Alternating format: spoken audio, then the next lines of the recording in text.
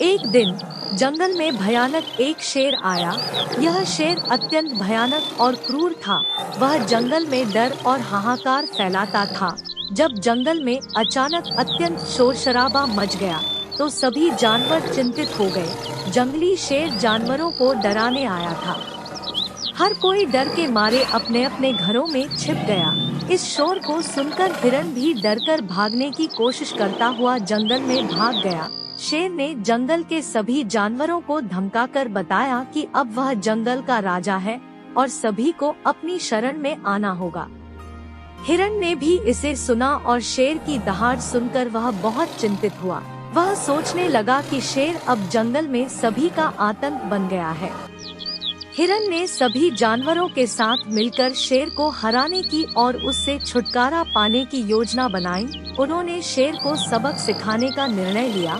हिरण के साथ सभी जानवरों ने मिलकर काम शुरू किया। मेहनती हिरण ने तत्परता और साहस से भरपूर होकर शेर के खिलाफ लड़ने का निर्णय किया। वह अपनी मेहनत और समझदारी से शेर को हराने की कोशिश करने के लिए तैयार था। दिन बीतते गए। मेहनती हिरण ने खरगोश, चूहे और जमीन में खोदने वाले जानवरों को एक बड़ा गड्ढा खोदने के लिए कहा। सभी ने मिलकर कुछ ही दिनों में एक बहुत बड़ा खड्डा खोद दिया। उस गड्ढे को घास ढक दिया और शेर के आने का इंतजार करने लगे। सभी जानवरों को एक साथ देख शेर ने उन पर हमला किया। सभी जानवर इधर उधर भागने लगे। तभी हिरण शेर के सामने आया और उसे अपने पीछे भागने लगा और उसे उस खड्डा के पास ले गया और आखिरकार शेर उस गड्ढे में जा गिरा और सभी जानवर बहुत खुश हुए। और आखिरकार एक दिन हिरण ने शेर को मात दी। हिरण ने बुद्धिमत्ता से शेर को हरा दिया। जंगल में सुकून और शांति फिर से वापस आ गई। सभी जानवर फिर से खुश और सुरक्षित महसूस करने लगे। इस तरह मेहनती हिरण ने अपनी मेहनत और संघर्ष से सफलता प्राप्त की और जंगल में सबको एक संदेश दिया कि हार नहीं मानना और मेहनत से हर मुश्किल को पार किया जा सकता है।